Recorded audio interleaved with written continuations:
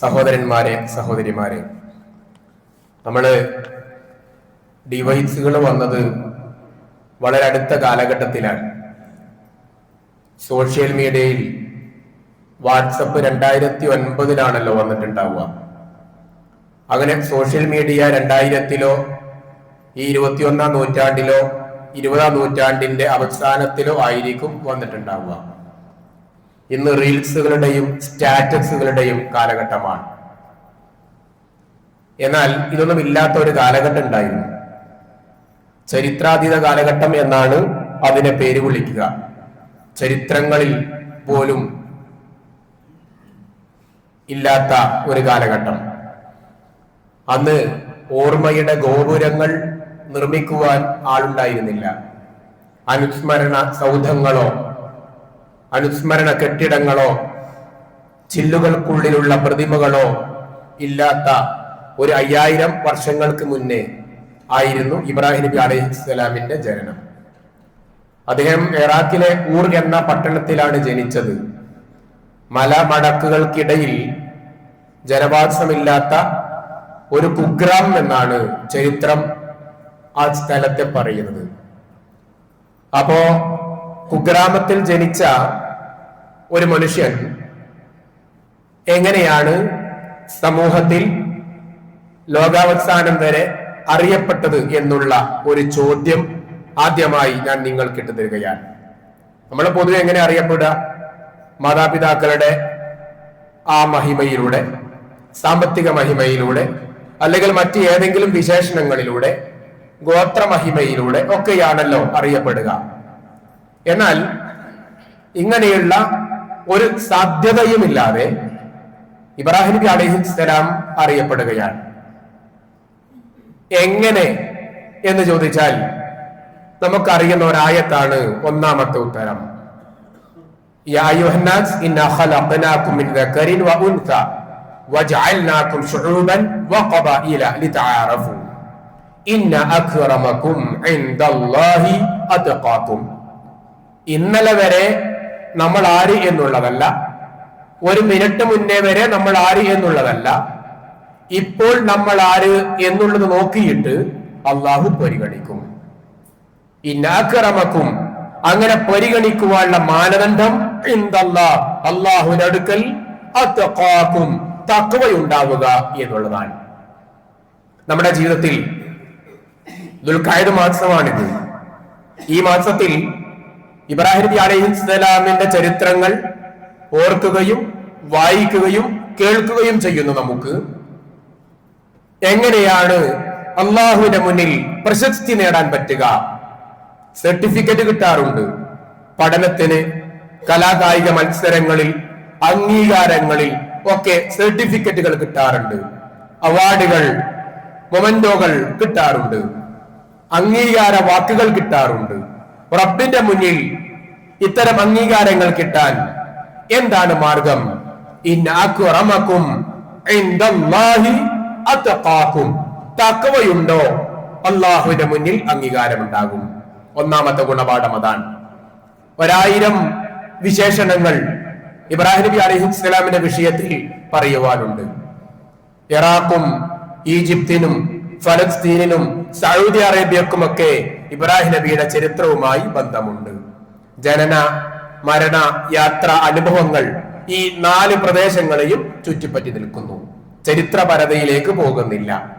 അപ്പോ ഈ രൂപത്തിൽ ഇബ്രാഹിം നബി അലൈഹിസ്സലാമിനെ കുറിച്ച് നാം പഠിക്കുമ്പോ ആ ഇബ്രാഹിം നബി അലൈഹിസ്സലാമിനെ നാം ഓർക്കുന്നു.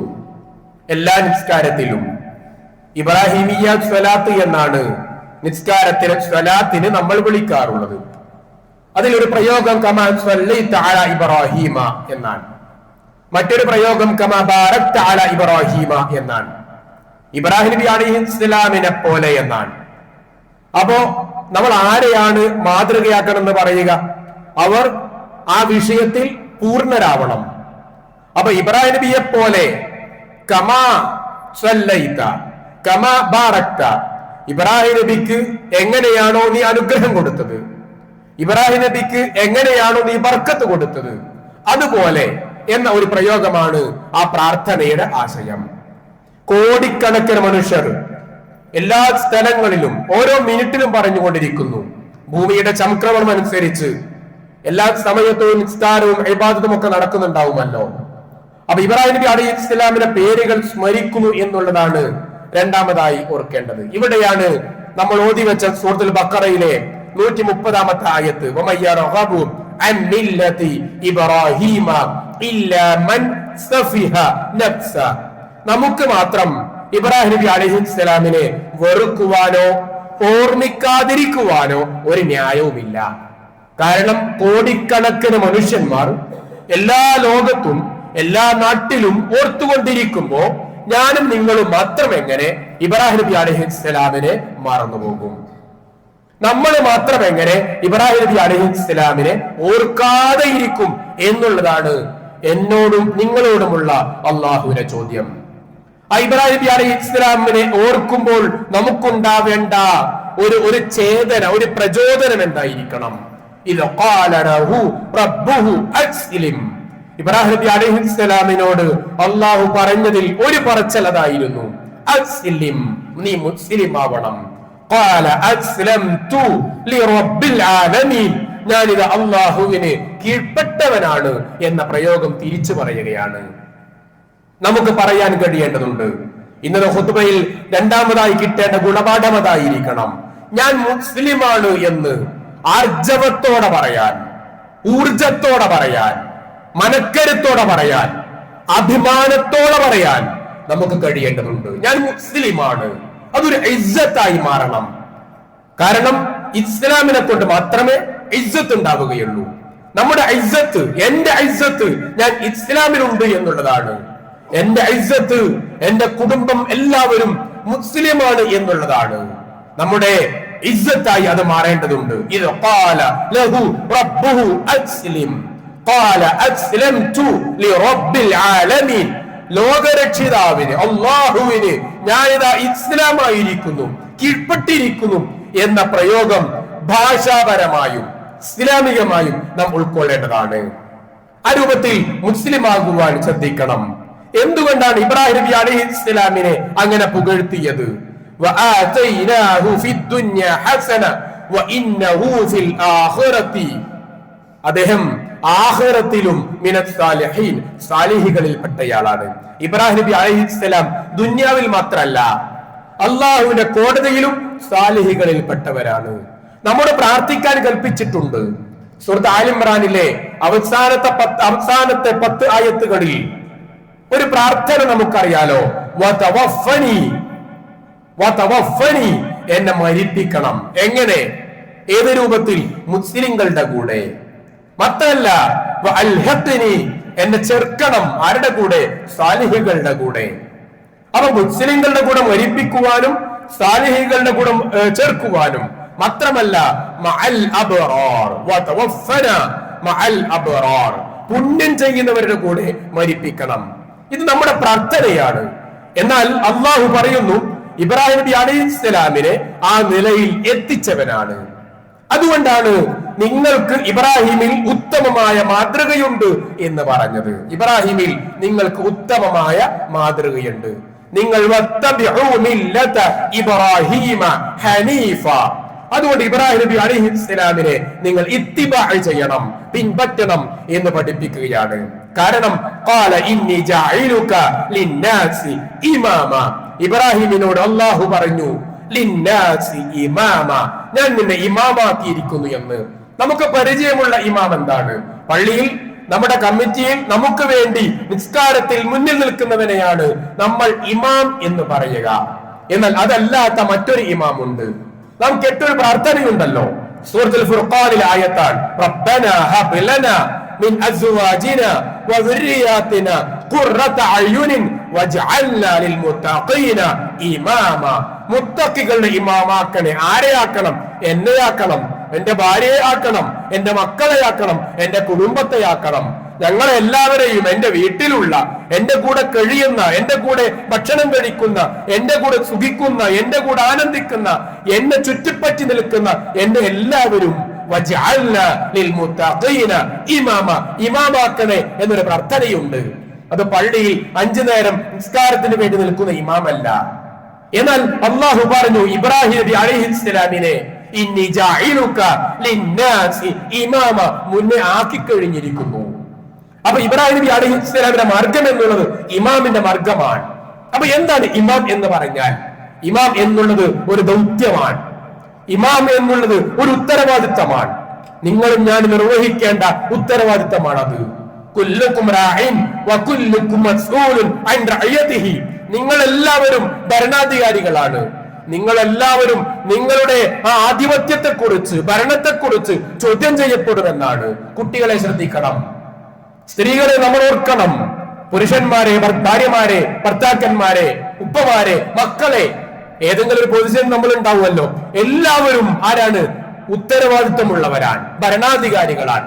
ആ ഉത്തരവാദിത്വത്തെ കുറിച്ച് ചോദ്യം ചെയ്യും എന്നാണ് നബി സല്ലല്ലാഹു അലൈഹി വസല്ലം പഠിപ്പിച്ചത്. അപ്പോ ഇബ്രാഹിം നബി അലൈഹിസ്സലാം ഇമാമായിരുന്നു. ആ ഇമാമിന്റെ ദൗത്യം എന്താണ്? അദ്ദേഹം ഒന്നും ഒഴിവാക്കിയിട്ടില്ല. അദ്ദേഹം ഒരു ജനസമൂഹം, ജനസഞ്ചയം ചെയ്യേണ്ട കാര്യം അദ്ദേഹം ഒരു വ്യക്തി ചെയ്തു എന്നുള്ളതാണ്. അതാണ് അദ്ദേഹത്തെ ഇമാമാക്കി എന്ന് പറയുവാനുള്ള കാരണം. പിന്നെ അള്ളാഹ് പറഞ്ഞത് വത്തഖദല്ലാഹു ഇബ്രാഹീമ ഖലീല എന്നാണ്. ഖലീൽ, കൂട്ടുകാർ എന്നുള്ളതിന് അറബിയിൽ ഒരുപാട് പ്രയോഗമുണ്ട്. റഫീഖ് എന്ന് പറയും, സദീഖ് എന്ന് പറയും, ഖലീൽ എന്ന് പറയും. ഒരുപാട് പദങ്ങൾ കൂട്ടുകാർക്ക് പറയാറുണ്ട്. മലയാളത്തിൽ അങ്ങനെ ഉണ്ടല്ലോ അല്ലെ? അറബി ഇംഗ്ലീഷിലും പറയാറുണ്ടല്ലോ. ചങ്കുബ്രോ എന്ന് പറയും ചില ആളുകൾക്ക് അല്ലെ? അപ്പൊ ആ രൂപത്തിൽ ഒരുപാട് പ്രയോഗമുണ്ട്. ഖുർആൻ വത്തഖദല്ലാഹു ഇബ്രാഹീമ ഖലീല, ഖലീലാക്കി എന്ന് ഇബ്രാഹിം നബി അലൈഹിസ്സലാമിനെ പറഞ്ഞു. ഏറ്റവും നല്ല അടുപ്പമുള്ളവൻ. ആ ഇബ്രാഹിം നബി അലൈഹിസ്സലാമിനെ കുറിച്ച് പറഞ്ഞു അദ്ദേഹം ഉമ്മത്താണ് എന്ന് പറഞ്ഞു. ഇമാമാണ്, ഉമ്മത്താണ്. ഖാനിതൻ ലില്ലാഹി ഹനീഫ, അദ്ദേഹം കീഴ്വണങ്ങുന്നവനാണ് എന്ന് പറഞ്ഞു. ഖുനൂത്ത്, കേട്ടുപരിചയമുള്ള ഒരു പദമാണത്. ഖുനൂത്ത്, ഖുനൂത്തുള്ളവനാണ് ഇബ്രാഹിം നബി അലൈഹിസ്സലാം. ഖുനൂത്ത്, ഖാനിത്ത് എന്ന് പറഞ്ഞാൽ ഒരു വക്രതയും ഇല്ലാതെ, ഒരു കറ പോലും ഇല്ലാതെ, പൂർണ്ണമായും ഒരു ലാഭേച്ഛയും ഇല്ലാതെ പരിപൂർണമായും കീഴൊതുങ്ങുന്നതിനാണ് ഖാനിത്ത് എന്ന് പറയുക. ഖുനൂത്ത് എന്ന് പറഞ്ഞാൽ അങ്ങനെ ഒരു താല്പര്യമോ ഒരു ലാഭേച്ഛമയോ ഭൗതികമായ ഒരു സംഗതിയോ ഇല്ലാതെ കീഴ്പ്പെടുന്ന സംഗതി. അങ്ങനെ ഖാനിത്തൻ ആയിരുന്നു. വലം യകുൻ മിനൽ മുശ്രിക്കീൻ, അദ്ദേഹം മുശ്രിക്കല്ല, അദ്ദേഹം മുശ്രിക്കല്ല. എന്നിട്ട് ഖുർആൻ ഒന്നുകൂടി പറഞ്ഞു ശാകിറൻ ലി അൻഉമിഹി, ഞാൻ നിങ്ങളും പഠിക്കേണ്ട മറ്റൊരു ഗുണപാഠമാണത്. ശാകിറൻ ലി അൻഉമിഹി, അദ്ദേഹം അനുഗ്രഹങ്ങൾക്ക് നന്ദി പറയുന്നവനാണ്. നമ്മൾ വരുമ്പോ, പള്ളിയിൽ കയറുമ്പോ ആ സ്റ്റെപ്പ് പ്രയാസമില്ലാതെ കാലെടുത്ത് വെച്ചല്ലോ. ഒരു 75 85 വയസ്സുള്ളവർ പലരും നമ്മുടെ വീടുകളിലും ആശുപത്രികളിലും കിടക്കുന്നുണ്ടാവും. അവര് പള്ളിയിലേക്ക് വരാത്തത് ഇതുപോലെ നടക്കുവാനോ ഇരിക്കുവാനോ കഴിയാത്തത് കൊണ്ടാണ്. ചിലപ്പോ നമ്മുടെ കൂടെ പള്ളിയിൽ വന്നവരുണ്ടാകും, ഇപ്പൊ കാണുന്നുണ്ടാവൂല. അപ്പൊ നാം ഓർക്കേണ്ടത് ശകീറന്റെ അൻഉമിഹി, അള്ളാഹ് ചെയ്ത അനുഗ്രഹങ്ങൾ അതിന് നന്ദി പറയുന്നവനായിരുന്നു ഇബ്രാഹിം നബി അലൈഹിസ്സലാം. നമ്മൾ പറഞ്ഞിട്ടുണ്ടോ? പറയാറുണ്ടോ? ഓർക്കാറുണ്ടോ? ആലോചിക്കേണ്ടതാണ്. അതുകൊണ്ട് തന്നെ വജ്തബാഹു വഹദാഹു ഇലാ സിറാത്തി മുസ്തഖീം, എന്താണ് ആ ഊർ പട്ടണത്തിൽ ജനിച്ച, ആരാരും അറിയാതിരുന്ന ഒരു കുഗ്രാമത്തിലെ മലമടക്കുകൾക്കിടയിൽ ജീവിച്ചിരുന്ന ഒരു മനുഷ്യൻ എന്തുകൊണ്ടാണ് ഈ രൂപത്തിൽ ഏറ്റവും വലിയ പ്രശസ്തനായത്? വജ്തബാഹു, അദ്ദേഹത്തെ തെരഞ്ഞെടുക്കുവാനുള്ള കാരണം ശാകിറൻ ലി അൻഉമിഹി, നന്ദി ഉണ്ടായിരുന്നു. നന്ദി വേണം നമുക്ക്. നാം അള്ളാഹുവോട് നന്ദി പ്രകടിപ്പിക്കാറുണ്ടോ? രാവിലെ സുബ്ഹിക്ക് 5 മണിക്കോ 4 മണിക്കോ 4:30 മണിക്കോ എഴുന്നേറ്റിട്ട് ഇതുവരെ നമുക്ക് കിട്ടിയ ഒരുപാട് അനുഗ്രഹങ്ങൾ നാം എണ്ണി നോക്കിയിട്ട് എത്ര നന്ദി റബ്ബിനോട് പറഞ്ഞു. അതിനുശേഷം നന്ദി പറയാൻ എന്തൊക്കെ അവസരമുണ്ടായിരുന്നു. പ്രഭാതത്തിലുള്ള പ്രാർത്ഥനകൾ, അതിനുശേഷമുള്ള നിസ്കാരങ്ങൾ, നേരത്തെ ജുമുഅക്ക് പങ്കെടുക്കൽ, സൂറത്തുൽ കഹ്ഫ് പാരായണം ചെയ്യൽ, ഖുർആൻ ഓതൽ, ഇങ്ങനെ എന്തൊക്കെ നന്ദിയുടെ ഭാഗമായി ബാധ്യതയായി ചെയ്യേണ്ടതുണ്ടായിരുന്നു. ശാകിറൻ ലി അൻഉമിഹി, ആ നന്ദി സൂചകം നാം തയ്യാറാവേണ്ടതുണ്ട്. ആ രൂപത്തിൽ പറഞ്ഞിട്ട് പറഞ്ഞു ഇബ്രാഹിം അല്ലദീ വഫ, ഇബ്രാഹിം നബി അലൈഹിസ്സലാം എല്ലാം പൂർത്തിയാക്കുന്നയാളായിരുന്നു, എല്ലാം ചെയ്തു എന്നാണ്. പകുതിക്ക് വെച്ച് പോവുക ചില ആളുകളുടെ ദുസ്വഭാവമായി നമ്മൾ പറയാറുണ്ട്. ഓരെല്ലാം പകുതിക്ക് ഇട്ടാ പോവുക, പൂർത്തിയാക്കൂല എന്നാണ്. എന്നാൽ ഇബ്രാഹിം അല്ലദീ വഫ, ഇബ്രാഹിം നബി അലൈഹിസ്സലാം പകുതിക്കിട്ട് പോകുന്ന ആളായിരുന്നില്ല, എല്ലാം ചെയ്തു തീർത്തിയിരുന്നു. എല്ലാം പൂർത്തിയാക്കിയിരുന്നു. അത് ഇബ്രാഹിം നബി അലൈഹിസ്സലാമിനെ മാത്രം അള്ളാഹു പഠിപ്പിച്ചതാണ്. ഈ രൂപത്തിൽ ലോകർക്ക് മാതൃകയായി പഠിപ്പിച്ച ഇബ്രാഹിം നബി അലൈഹിസ്സലാം ഒരു സമൂഹത്തിന്റെ റോൾ മോഡലാണ് എന്ന് അള്ളാഹു പറയാൻ. ഇബ്രാഹിം ഹനീഫ, ആ ഇബ്രാഹിം നബി അലൈഹിസ്സലാം റോൾ മോഡലാണ്. അതുകൊണ്ട് തന്നെ ആ റോൾ മോഡലിനെ നിങ്ങൾ മാതൃകയാക്കണം, സ്വീകരിക്കണം എന്ന് പറഞ്ഞു. എന്നിട്ട് അള്ളാഹു പഠിപ്പിച്ചു ചില കാര്യങ്ങൾ, ഇബ്രാഹിം നബിയുടെ ചില സംഭവങ്ങൾ, സ്വഭാവങ്ങൾ. ആ ഇബ്രാഹിം നബി ഈ പ്രത്യേകതകൾ മാത്രമാണോ? അല്ല, ഉലുൽ അസ്മുകളിൽപ്പെട്ടവരാണ്. ഒരുപാട് പ്രവാചകന്മാർ, ആ പ്രവാചകന്മാരിൽ 5 പേര് മാത്രം ഉലുൽ അസ്മ് എന്ന് വിശേഷിപ്പിക്കപ്പെട്ടു, മനക്കരുത്തുള്ള പ്രവാചകർ. ആ ഉലുൽ അസ്മിൽപ്പെട്ട ഇബ്രാഹിം നബി അലൈഹിസ്സലാം റസൂൽ എന്ന ആ പദവിയിലേക്ക് എത്തി. നബിമാരുണ്ട്, റസൂലുമാരുണ്ട്. അത് റസൂൽ എന്നുള്ള പദവിയിലെത്തി ആ ഇബ്രാഹിം നബി അലൈഹിസ്സലാം. എന്തുകൊണ്ട് നമുക്ക് വീണ്ടും മാതൃകയാണെന്ന് പറയുന്നു. ഇബ്രാഹിം നബി അലൈഹിസ്സലാമിന് ഒരു പ്രാർത്ഥനയാണ്. സൂറത്ത് ശുഅറയിലെ 86 മുതലുള്ള ആയത്തുകളാണ്. 84, 85, 86, 87, 88, 89 ആയത്തുകൾ. അതിൽ 87-ാമത്തെ ആയത്ത് വലാ തുഖ്സിനി യൗമ യുബ്അസൂൻ. ഈ രൂപത്തിൽ എല്ലാവിധ പ്രത്യേകതയും കിട്ടി ഇബ്രാഹിം നബി അലൈഹിസ്സലാം പ്രാർത്ഥിക്കുകയാണ്. വലാ തുഖ്സിനി യൗമ യുബ്അസൂൻ, വലാ തുഖ്സിനി യൗമ യുബ്അസൂൻ. അറിയാത്തവരുണ്ടെങ്കിൽ പ്രാർത്ഥിക്കണം. വലാ തുഖ്സിനി, എന്നെ നീ അപമാനിക്കരുത് എന്ന്.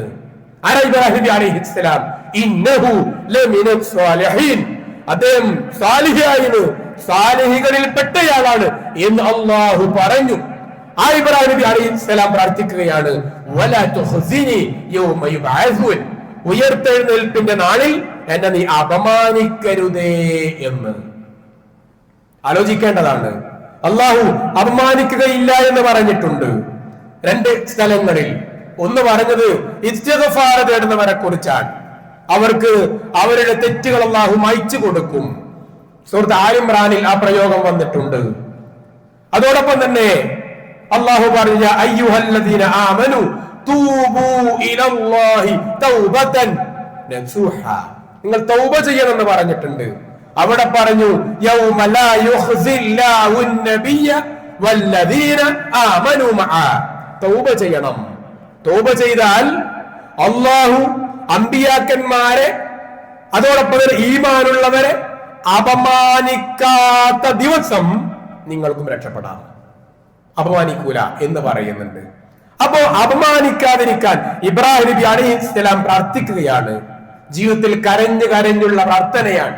ലാ തുഖ്സിനി യൗമ യുബ്അസൂൻ, ഉയർത്തെഴുന്നേൽപ്പിന്റെ നാളിൽ അല്ലാഹുവേ എന്നെ നീ അപമാനിക്കല്ലേ. എന്താണ് കാരണം? ആ നാളിൽ യൗമ ലാ യൻഫഉ മാലുൻ വലാ ബനൂൻ. ഒരു 65 വയസ്സുള്ള ഒരു വീട്ടിലുള്ള കുടുംബനാഥന് പെട്ടെന്ന് നെഞ്ചുവേദന വന്നാൽ എടുത്തുകൊണ്ടു പോകാൻ മക്കളുണ്ടാകും, അല്ലെ? മക്കളുടെ മക്കളുണ്ടാവും, വണ്ടി ഉണ്ടാവും, സൗകര്യം ഉണ്ടാവും, മൊബൈൽ ഉണ്ടാവും, ടോർച്ച് ഉണ്ടാവും. പക്ഷേ യൗമ ലാ യൻഫഉ മാലുൻ വലാ ബനൂൻ, ഇങ്ങനെ ഒരു സംവിധാനവും അവിടെയില്ല. സമ്പത്തുമില്ല, മക്കളുമില്ല. ഇല്ലാ മൻ അതല്ലാഹ ബിഖൽബിൻ സലീം, രക്ഷ ആർക്കേ കിട്ടുള്ളൂ? ഖൽബുൻ സലീം, നല്ല കൽബുള്ള, സുരക്ഷിതമായ കൽബുള്ളവർക്ക് മാത്രമേ അവിടെ സംരക്ഷണമുള്ളൂ. അള്ളാഹു കൂടെ ഉൾപ്പെടുത്തുമാറാകട്ടെ. സഹോദരന്മാരെ, സഹോദരിമാരെ, അപ്പോ ഇവിടെയുള്ള ചെറിയ ചൂടും ചെറിയ വെള്ളപ്പൊക്കവും ചെറിയ പ്രശ്നവും ചെറിയ ആക്സിഡന്റും വണ്ടി പരസ്പരിച്ച് മരിക്കുമ്പോഴൊക്കെ നമ്മൾ ആലോചിക്കേണ്ടത്, ഇവിടെയാണെങ്കിലും ഇവിടെ എന്തായാലും ചിലപ്പോ സംവിധാനങ്ങൾ രക്ഷപ്പെടുത്താനുണ്ടാവും. പക്ഷെ പരലോകത്ത് നമ്മെ അപമാനിക്കപ്പെടുമോ? ആ ഒരു ചിന്ത നമ്മുടെ മനസ്സിൽ എന്നും ഉണ്ടാവണം. അത് ആ ചിന്തയാണ് നമ്മെ എപ്പോഴും വേട്ടയാടേണ്ടത്. ആ ചിന്തയായിരിക്കണം നമ്മെ കരയിപ്പിക്കേണ്ടത്. അല്ലാഹു ആ ഒരു മനസ്സ് നമുക്ക് നൽകുമാറാവട്ടെ.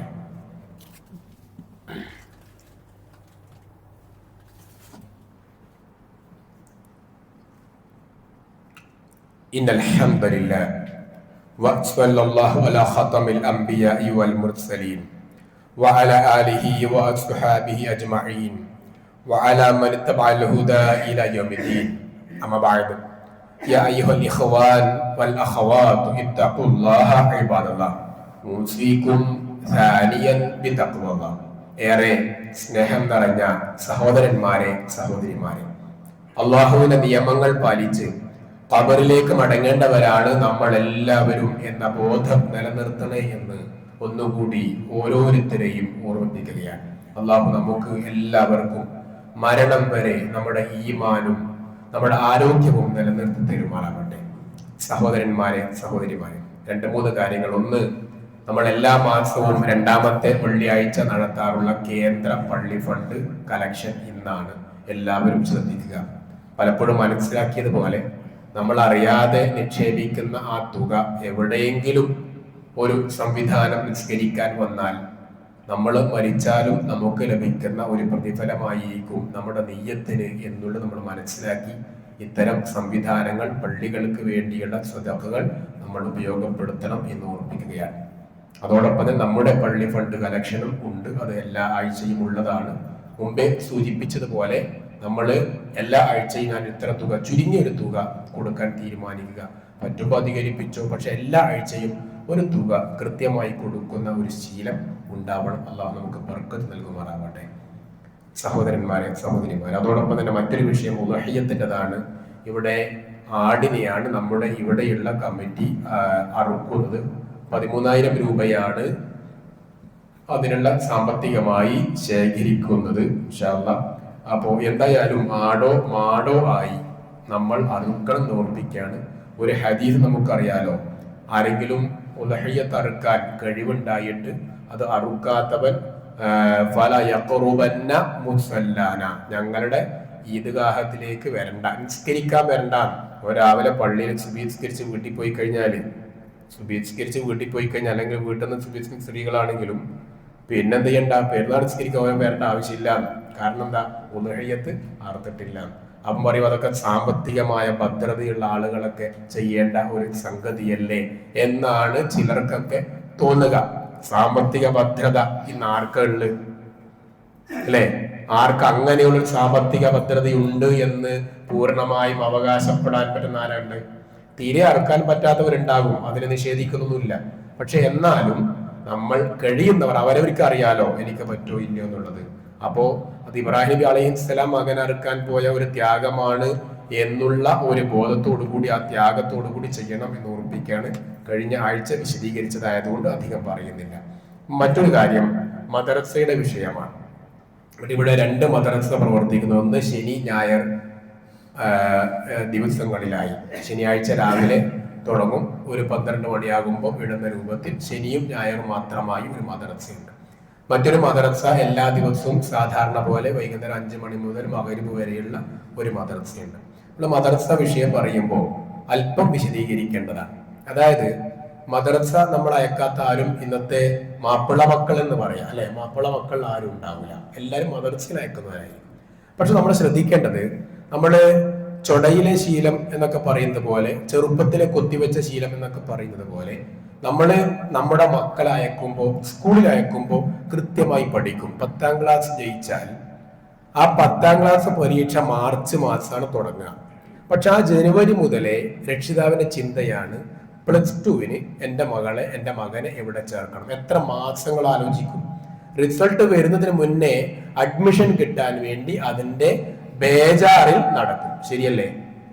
അതേപോലെ +2 കഴിയുമ്പോൾ ആ കുട്ടിയുടെ അഡ്മിഷന് വേണ്ടി അതിനേക്കാൾ +2-ന് എങ്ങനെ ശ്രമിച്ചു അതിന്റെ എത്രയോ ഇരട്ടി താല്പര്യത്തിൽ അതിന്റെ അടുത്ത പഠനത്തിന് ശ്രമിക്കും. എന്നാൽ മദ്രസ വിഷയത്തിൽ പലപ്പോഴും ഈ ഒരു ശ്രദ്ധയോ ഈ ഒരു അന്വേഷണമോ ഈ ഒരു ജാഗ്രതയോ ഉണ്ടാവാറുണ്ടോ? പലപ്പോഴും ഇല്ല എന്നുള്ളതാണ് ആത്മാർത്ഥമായി പറയുന്ന ഉത്തരം. അപ്പൊ നമ്മൾ ശ്രദ്ധിക്കേണ്ടത്, നമ്മുടെ മദ്രസയിൽ തൊട്ടടുത്ത മദ്രസ എന്നുള്ളതല്ല. ഞാൻ ജുമഅക്കോ മറ്റ് ഈദ്ഗാഹിനൊക്കെ പറയും അങ്ങനെ പറയാറുണ്ട്. പക്ഷെ മദ്രസ വിഷയത്തിൽ തൊട്ടടുത്ത മദ്രസയിൽ അയക്കുക എന്നുള്ളതല്ല നമ്മൾ ശ്രദ്ധിക്കേണ്ടത്, മൂല്യമുള്ള മദ്രസയിൽ അയക്കുക എന്നുള്ളതാണ്. അതായത് ഇപ്പൊ നമ്മൾ എന്തുകൊണ്ടായി പള്ളിയിലേക്ക് വരാൻ കാരണം? നമുക്ക് അള്ളാഹു തന്ന ഹിദായത്ത് കൊണ്ടാണ് അല്ലെ? അള്ളാഹുവോട് മാത്രം വിളിച്ചു പ്രാർത്ഥിക്കുന്ന, കൃത്യമായി എന്താണ് ശിർക്ക് എന്താണ് വിദഅത്ത് തിരിച്ചറിയുന്ന, അള്ളാഹു അല്ലാത്തവർക്ക് പങ്കു ചേർക്കാത്ത ഒരു സമൂഹമായതുകൊണ്ട് നമ്മൾ ഇവിടെ എത്തിയത്. നമ്മുടെ മക്കളും അങ്ങനെ വളരണം എന്ന വാശി ഉണ്ടാവേണ്ടത് നമുക്കാണ്. അതുകൊണ്ട് തന്നെ ആ വിഷയത്തിൽ വളരെ കർക്കശ ബുദ്ധിയോടുകൂടി നമ്മൾ ആലോചനയിൽ ഉണ്ടാവണം. നമ്മുടെ മക്കൾ അതൊക്കെ നമ്മളൊക്കെ വലുതായപ്പോഴാണല്ലോ മാറിയത്, ഒക്കെ അങ്ങനെ മാറിക്കോളും എന്നാണ് ചില ആളുകളൊക്കെ പറയാ. ആ ചിന്ത ശരിയല്ല. കാരണം നമ്മൾ വലുതായപ്പോ മാറിയത് എവിടെയോ ആരുടെയോ പ്രാർത്ഥനയോ അല്ലെങ്കിൽ അള്ളാഹുവിന്റെ തൗഫീഖോ കൊണ്ട് മാറി. പക്ഷെ അങ്ങനെ ഇബ്രാഹിം നബി അലൈഹിസ്സലാം എന്റെ ഉപ്പ വിഗ്രഹപൂജകനായിരുന്നല്ലോ, അപ്പൊ എന്റെ മക്കളും ഞാൻ മാറിയതുപോലെ ഭാവിയിൽ മാറിക്കോട്ടെ എന്ന് വിചാരിച്ചോ? ഇല്ല. ഇബ്രാഹിം നബി അലൈഹിസ്സലാം മക്കൾക്ക് വേണ്ടി പ്രാർത്ഥിച്ചു, മക്കൾ ഹിദായത്തിലാവാൻ വേണ്ടി പ്രാർത്ഥിച്ചു, മക്കൾ നിസ്കാരം നിലനിർത്തുന്നവരാകാൻ വേണ്ടി പ്രാർത്ഥിച്ചു. അല്ലെ, മക്കൾ നിസ്കാരം നിലനിർത്തുന്നവരാകാൻ വേണ്ടി പ്രാർത്ഥിച്ചു, മക്കൾ ശിർക്കില്ലാത്തവരാകാൻ വേണ്ടി പ്രാർത്ഥിച്ചു. ഇബ്രാഹിം നബിക്ക് തോന്നിക്കൂടെ എന്റെ ഉപ്പ എന്തുമായിട്ട് ഞാൻ എടുത്തി? അപ്പൊ അങ്ങനെയില്ല. അതുകൊണ്ട് തന്നെ നമ്മുടെ ഈ ആരോഗ്യമുള്ള, നമ്മുടെ ഈ ഹിദായത്തുള്ള, നമ്മുടെ ഈ ആഫിയത്തുള്ള ഈ കാലഘട്ടത്തിൽ നമ്മൾ നമ്മുടെ മക്കളുടെ ഇസ്ലാമിക പഠനവും വളരെ ഗൗരവത്തോടു കൂടി ശ്രദ്ധിക്കണം എന്ന് ഓർമ്മിപ്പിക്കാനും. അഡ്മിഷന്റെ ഫോം ഇവിടെ നമ്മുടെ പ്രവർത്തന കയ്യിലുണ്ട്, ആവശ്യക്കാർക്ക് ഇന്ന് തന്നെ ലഭ്യമാണ്. നമ്മൾ മദ്രസയിൽ അഡ്മിഷൻ കൂട്ടാനോ എണ്ണം കൂട്ടാനോ അല്ല, കുട്ടികളെ തൗഹീദും ശിർക്കും കൃത്യമായി എന്താണ് എന്ന് മനസ്സിലാക്കി പഠിപ്പിക്കുന്ന സ്ഥാപനത്തിൽ തന്നെ അയക്കണം എന്നുള്ളത് കൊണ്ടാണ് ഇത്ര വിശദമായി നാം പറഞ്ഞിട്ടുള്ളത്. അതുകൊണ്ട് തന്നെ ആ വിഷയത്തിൽ വളരെ ഗൗരവത്തോടു കൂടി നമ്മൾ ആലോചിക്കണം എന്ന് ഓർമ്മിക്കണം. മാത്രമല്ല ഇതൊരു പ്രചരണമായി നമ്മൾ ഓരോരുത്തരും ഏറ്റെടുക്കുകയും അത്തരം ഒരു സംവിധാനത്തിലേക്ക് നമ്മൾ പ്രചാരകരായി മാറണം. ഇതൊരു മിമ്പറിന്റെ ദൗത്യമോ ഖുതുബയുടെ ദൗത്യമോ കമ്മിറ്റിക്കാരുടെ ദൗത്യമോ ആയി നിങ്ങൾ എന്ത് ചെയ്യരുത്, അതിനെ തള്ളരുത് എന്നുകൂടി സാന്ദർഭികമായി ഓർമ്മിപ്പിക്കുകയാണ്. ആ രൂപത്തിലുള്ള നല്ല ഒരു മുന്നേറ്റം നമ്മുടെ മുന്നിൽ ഉണ്ടാവണം. അല്ലാഹു തൗഫീഖ് നൽകുമാറാവട്ടെ. പറഞ്ഞതിൽ പ്രാർത്ഥന നമ്മൾ മറക്കരുത്. ഇബ്രാഹിം നബി അലൈഹിസ്സലാമിന്റെ പ്രാർത്ഥന വലാ തുഖ്സിനി യൗമ യുബ്അസൂൻ, അത് മലയാളത്തിലായ അല്ലാഹുവേ ഇവിടെ എന്ത് പ്രയാസം ഉണ്ടായാലും എന്നെ നീ അല്ലാഹുവേ നിന്റെ കോടതിയിൽ അപമാനിക്കരുതേ എന്ന പ്രാർത്ഥന നിത്യമായി ഉണ്ടാവണം. നമ്മൾ മനസ്സിലാക്കേണ്ടത് നാം എപ്പോഴാണോ നന്നാവുക ആ നേരത്ത് അല്ലാഹു നമ്മുടെ പ്രാർത്ഥന സ്വീകരിക്കുന്നു. ഇസ്തിഗ്ഫാർ ഉണ്ടായിക്കൊണ്ടേയിരിക്കണം, അസ്തഗ്ഫിറുല്ലാഹ് പറഞ്ഞുകൊണ്ടേയിരിക്കണം, അല്ലാഹുവോട് എപ്പോഴും തൗബ ചെയ്തുകൊണ്ടേയിരിക്കണം, എപ്പോഴും പാപമോചനം നടത്തിക്കൊണ്ടേയിരിക്കണം, അല്ലാഹുവിലേക്ക് മടങ്ങിക്കൊണ്ടേയിരിക്കണം, മനസ്സിനെ വിനയമുള്ളതാക്കണം. ആപത്തുകളും അബദ്ധങ്ങളും തെറ്റുകളും സംഭവിച്ചാൽ ആ നേരത്ത് തന്നെ നമുക്ക് കുറ്റബോധവും ഉണ്ടാവണം. അള്ളാഹുവോട് പൊരുത്തപ്പെടാൻ വേണ്ടി പ്രാർത്ഥിക്കണം എന്ന് ഓർപ്പിക്കണം. ആ രൂപത്തിലുള്ള ഈമാൻ നമുക്ക് എല്ലാവർക്കും ഉണ്ടാക്കിയെടുക്കുവാൻ ശ്രദ്ധിക്കുക. ഉദ്ഹിയ്യത്തിന്റെ വിഷയം നാം എത്തിക്കേണ്ടവരിലേക്ക് പറയേണ്ടവരോട് നമ്മൾ പറയുക. അതോടൊപ്പം ഇബ്രാഹിം ഇല്ലത്ത്, അത് ഞാൻ ഇബ്രാഹിം ഇല്ലത്തിലാണോ എന്ന് ഓരോരുത്തരും പുനഃപരിശോധന നടത്തുക. ദുൽഖഅദ മാസത്തിലാണ്, ദുൽഹജ്ജിലേക്ക് വരുന്നു, ദുൽഹജ്ജിലേക്ക് എത്താറായി എന്നൊരു ബോധം നമുക്കുണ്ടാവുക. പരിശുദ്ധമായ മാസമാണ് ദുൽഹജ്ജ് മാസം എന്ന ബോധവും നമുക്കുണ്ടാവുക. ആ രൂപത്തിൽ നമ്മുടെ അമലുകൾ ക്രമീകരിക്കുക, നന്മകൾ അധികരിപ്പിക്കുക, ദിക്റുകൾ അധികരിപ്പിക്കുക, ഖുർആൻ പാരായണം അധികരിപ്പിക്കുക. ആ രൂപത്തിൽ നന്മയിലേക്ക് മുന്നോട്ട് പോകാൻ ശ്രമമായി എല്ലാവരും ജീവിതത്തെ പുനഃക്രമീകരിക്കുക. അള്ളാഹു നമുക്ക് അതിന് തൗഫീഖ് നൽകുമാറാവട്ടെ. എല്ലാം കാണുന്ന അർഹമുർ റഹീമായ അള്ളാഹുവേ, മുസ്ലിമായി ജീവിക്കുവാനും മരിക്കുവാനുമുള്ള തൗഫീഖ് ഞങ്ങൾക്ക് നീ നൽകണേ റഹ്മാനെ. എല്ലാം കാണുന്ന അർഹമുർ റഹീമായ അല്ലാഹ്, ലാ ഇലാഹ ഇല്ലല്ലാഹ് എന്ന് അംഗീകരിച്ച് മരിക്കുന്നവർ ഞങ്ങൾ നീ ഉൾപ്പെടുത്തണേ അല്ലാഹ്. നമ്മുടെ വീട്ടിൽ ഞങ്ങൾക്ക് നീ ബർക്കത്ത് ചൊരിയണേ അല്ലാഹ്. സമ്പത്തിൽ ഞങ്ങൾക്ക് നീ ബർക്കത്ത് ചൊരിയണേ അല്ലാഹ്. നബി സല്ലല്ലാഹു അലൈഹി വസല്ലം ഹൗദുൽ കൗസറിലെ വെള്ളം കോരിക്കൊടുക്കുമ്പോൾ അത് വാങ്ങി കുടിക്കുന്നവരിൽ ഞങ്ങളെ നീ ഉൾപ്പെടുത്തണേ അല്ലാഹ്. അല്ലാഹുമ്മ ഗ്ഫിർ മുഅ്മിനീന വൽ മുഅ്മിനാത്ത് വൽ മുസ്ലിമീന വൽ മുസ്ലിമാത്ത് അൽ അഹ്യാഇ വൽ അംവാത്ത്. اللهم أجرنا من النار، اللهم أجرنا من النار، اللهم أجرنا وأجر والدينا من النار. اللهم أعز الإسلام والمسلمين وأذل الشرك والمشركين. ربنا آتنا في الدنيا حسنة وفي الآخرة حسنة وقنا عذاب النار. والحمد لله رب العالمين. وصلى الله على خاتم الأنبياء والمرسلين وعلى آله وأصحابه أجمعين وعلى من تبع الهدى.